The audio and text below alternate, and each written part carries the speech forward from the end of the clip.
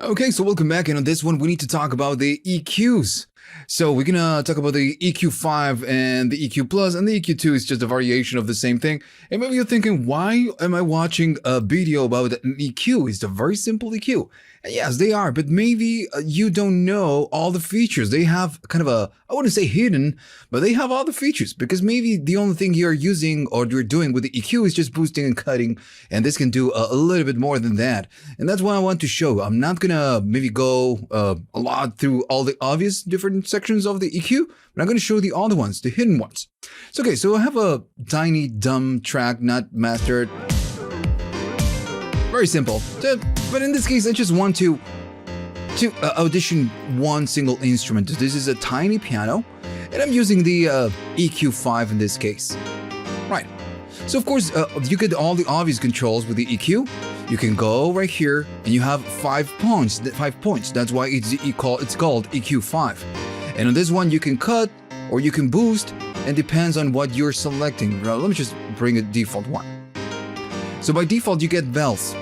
So bells means that you're gonna go up or you're gonna go down. But you can also go right here and say that you want to cut, and you get 2 different filters, 2 different high passes. So one, not that aggressive, and another one much more aggressive. Pretty obvious, right? Okay.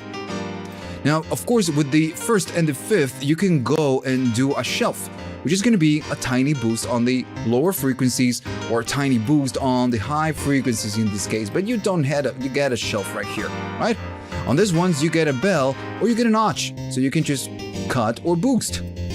Again, just pretty simple, pretty standard.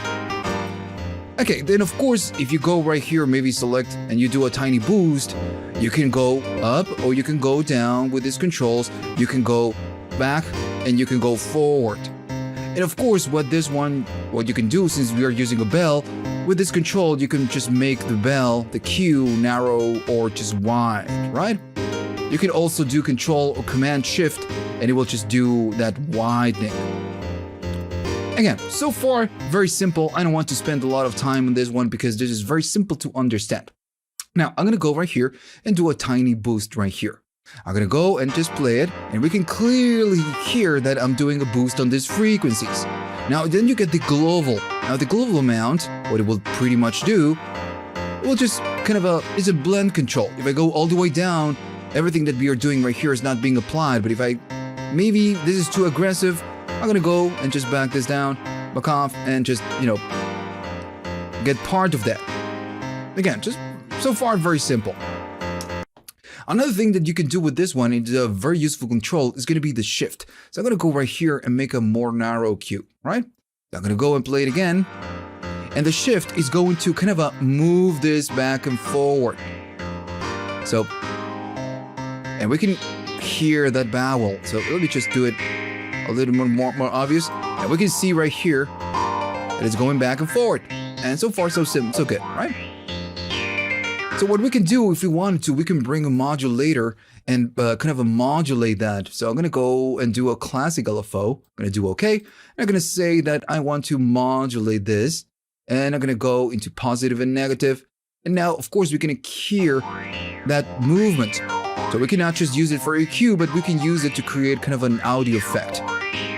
Now, the thing is that the shift will move pretty much everything. So if I'm doing a boost right here, it's going to move it as well. Now, what if I don't want to do this? I want to kind of create this movement, but I don't want to do it at all, right? So then you're not going to use the shift. You're going to go maybe this tiny boost that you want, and maybe this tiny boost, and you're going to boost this and boost this. But maybe you just want to modulate whatever that happens here. So I'm going to go to the number 3. And now I can do a nice modulation, and we have a visual representation of what it's doing. Which is a little bit better, but we are just doing it on here. On this one, it's a global shift. We move everything. Maybe you didn't know. Right, so far, so good. Very simple. You can use it as an audio effects more than just a dumb reverb. A dumb EQ. Okay, so another thing that you can do is how you can visualize whatever is going on right here. So I'm going to go and just play it again. And notice that right now we are getting a representation of both. The pre, which means that it's the sound unaffected, and if I boost, in the back, we can hear a separation. This is what we are boosting. But you can choose what you want to see. If you want non-visualization, you're gonna get it. If you want pre, this is the unaffected sound, the sound that's coming in. And then you get the post, which is what you're affecting. If I boost, it's gonna kind of show me the boost. But by using this, both, you get a representation of what you're boosting and what the original sound is. Right? Very simple. Now, of course, you get the output control, which is the volume. But you cannot argue that whatever it is that we are watching right here is very small. Just super small. So whenever you click right here, you're gonna expand the kind of the plugging. So now you get a much better visual representation. And not only that, whenever you hover one of these points, you're getting right here at the very top the location of where, the frequency where you're boosting or cutting, how much you're doing, but most importantly, it's telling you the key. So this piano is on C, so maybe I want to emphasize the the fundamental notes. So I'm gonna go right here and I can clearly see that right now we are in C4. So I can go and just make a nice boost right there. And maybe I want to go and add a little bit of presence, and I want to do it on the fundamental, which is C. And there you go. And now you can know that you're boosting the right frequencies. Right. So another thing that we get with this one is right here on the spectrum analyzer. And again, maybe you didn't know this. I know it's simple, but maybe you didn't know. So you have the resolution and the speed. Notice that this representation of the spectrum analyzer, it's not so clear, right? It's just kind of a smooth, it's very smooth. And this is not a real representation. And it's because you have a resolution. You can say small and everything is kind of a super smooth. But you can go higher and you can get a very detailed representation of all the frequencies. Same thing with large, you get, just a little bit less, but you get it. So maybe you want to boost this frequency, so this is the frequency. So you can go right here and just boost that one.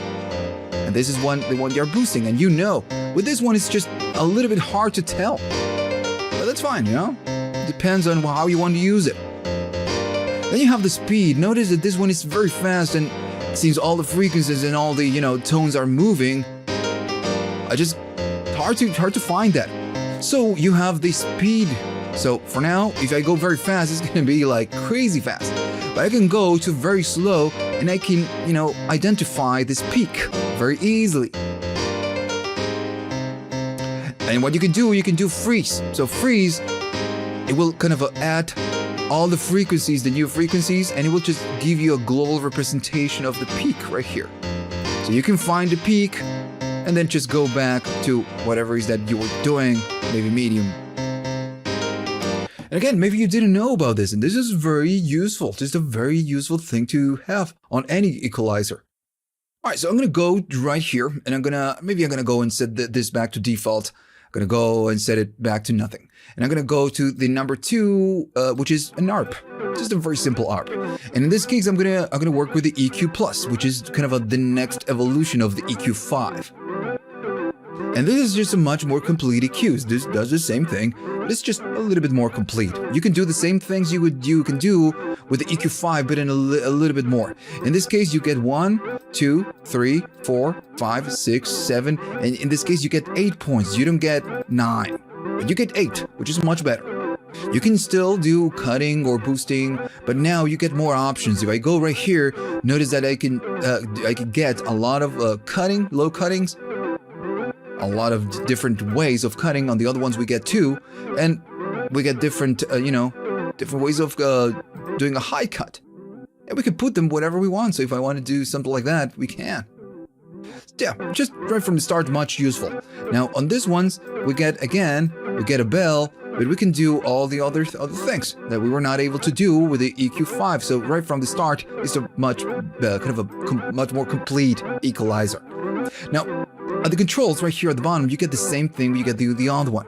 You can go and move the frequencies. You have a Q control right here, and you can go up or you can go down. Right? Same thing we get on the other one. Of course, you can turn it off and you can turn it back on, And one of the most important things that this one is giving you, this one gives you, is a way to audition the pick or whatever it is that you're doing right here. Notice that right here you get a solo. So if I solo, I'm just hearing what is happening right here. And if I go down, again, we are just soloing the band, which is pretty cool. You know, it's just something very cool. I'm gonna go right here. Right. So another thing that, you know, it's just one of those things that could be useful and we don't get with the EQ5. And this is something that we get with FabFilter, for example. So again, it's just very useful.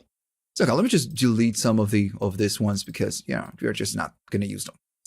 So, okay, so of course we can do this, we can do that, we can do the same thing so far. So another thing that is happening on this one is that whenever we boost, the Q goes narrow. Notice that it's go super narrow. And notice that you get right here, this is just to make it narrow or make it not narrow, pretty much. So, yeah, as soon as you go up, it's going to get narrow. Now, if I go and do something like this, it's going to be a little bit more obvious. And this is because you have the adaptive EQ. So this one, if I turn it off, if I go up or down, it's just not going to narrow the band. It's just going to not do it, not do it. And this one, it just makes it narrow. That's what it does. It's pretty simple. All right. So, okay, so pretty cool, you know. Another thing that we can do, I'm going to go and just play it again. So, of course, on this one, we're going to boost and we're going to cut. If I go all the way down, up on maybe here, I'm doing a boost of 10 dBs, which is fine. In this case, I'm doing 9, but we can go up to 10. I don't have a way of going to 20 or 30 or 40. Now, that's why you have the range. This one will modify the representation and you can go an extra 10 dBs. Of course, it's going to get really loud. And you can go up to 30. And of course, I'm not going to do it because it's just going to sound weird.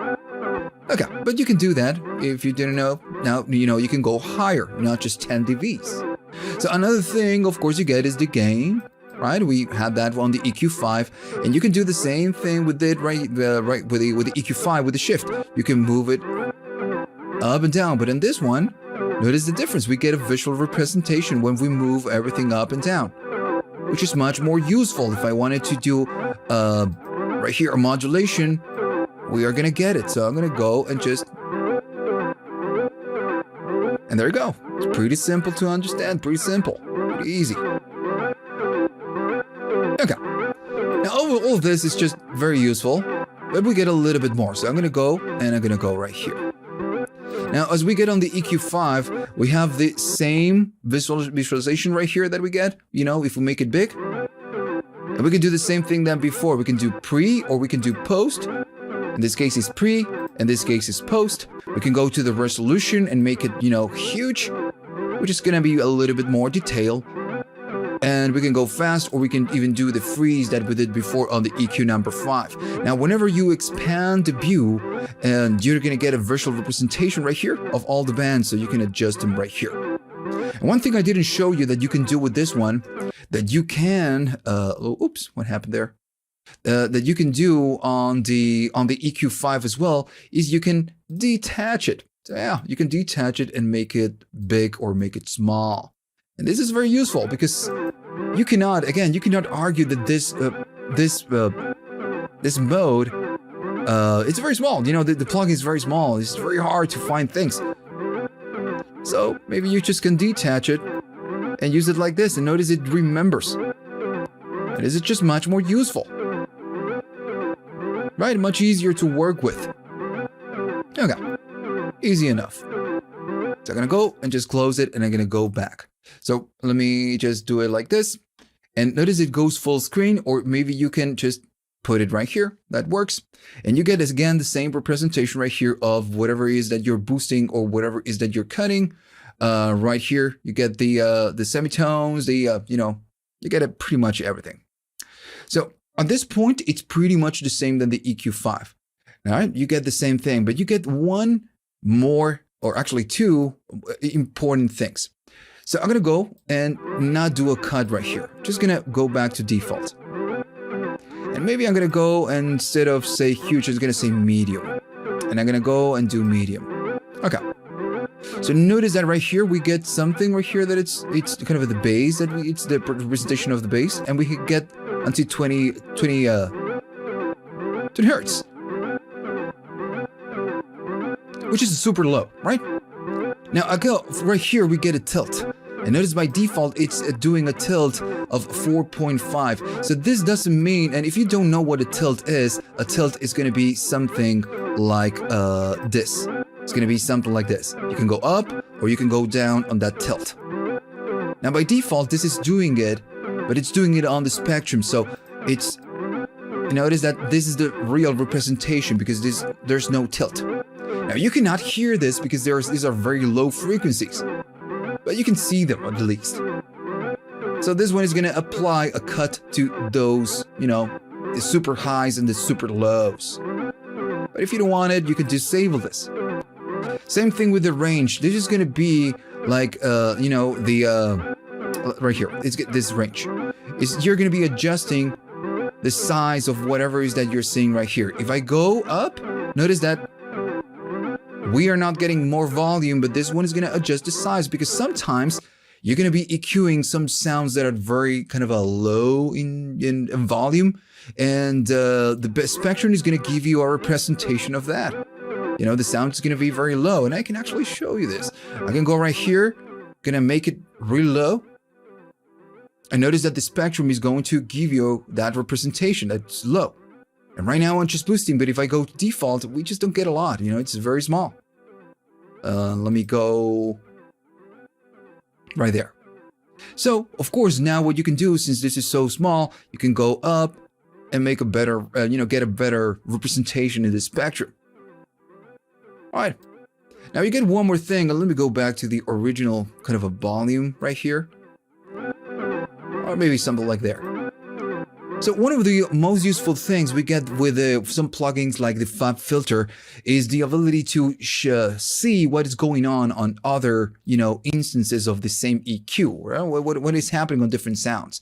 And with Fab filter, you can only see that if whatever track is using the same plugin. So you can connect them all and see all the frequencies. So with this one, you can do it. You can do it as well. So notice that you get a reference right here. So, okay, so I'm going to go and play it. And I'm going to say that the reference for this one is going to be the piano. I'm going to go to the piano. So this one is the visual representation of the piano, and this one is this sound. So maybe some frequencies are going to clash. So I'm going to say, okay, so right here, there's a tiny clash. So I'm going to go and I'm just going to cut it so I don't get, that clashing right here. So it's something very useful. And maybe I want to get a little bit more presence, and I'm going to go and just boost it up. And on this one, I'm going to go and do the opposite. I'm just going to cut those high frequencies. So just a nicer way to see what's going on different tracks and what is going on this one. Of course, you can choose whatever it is that you wish. If I go to the snare or maybe the kick, this is going to show me the kick. And notice the kick has a lot of, highs because it's a kick. But maybe we have a clash right there. So I'm going to go. And now the kick comes into life. Because now the ARP is not on top of the kick, right? We are just cutting. And this is because we are seeing where the clash is. Right? So maybe you didn't know you had this one. And it's a very cool feature that you get with an EQ, right? That's why it's called EQ+. Now, of course, you get the other EQs, and they're just very simple. The EQ number 2 is the same as the EQ number 5, but in this case, you get a low and you get a high. That's the only difference. And on the other one, the DJ one, let me just go right here and just play the snare. You get a low, and you get a mid, and you get a high. That's it. It's a 3-band EQ. It's a very simple thing. Now, of course, right here, you can turn it off, turn it back on. And right here, there's that you can change the breakpoints. Right. So that's it. That's the only difference. Now, of course, all this EQ, they really help. If you need to do something simple and just boost a little bit of the highs while bringing the 5 and the plus, right? You can go use this one and do a little boost. But if you need much more kind of a firepower, you just use this one, right? All right, so that's it. So very simple plugins, but you have a lot more features than just boosting and cutting. And maybe now that you know, maybe you could, because you didn't know, now that you know, you can just use them in your productions. So hopefully you like this, you learned something. Remember to like and subscribe, and remember to check Patreon, because I upload to Patreon everything I do here way before I do it on YouTube. Right? So, well, of course, remember to check Patreon if you want to support the channel. So see you on the next one.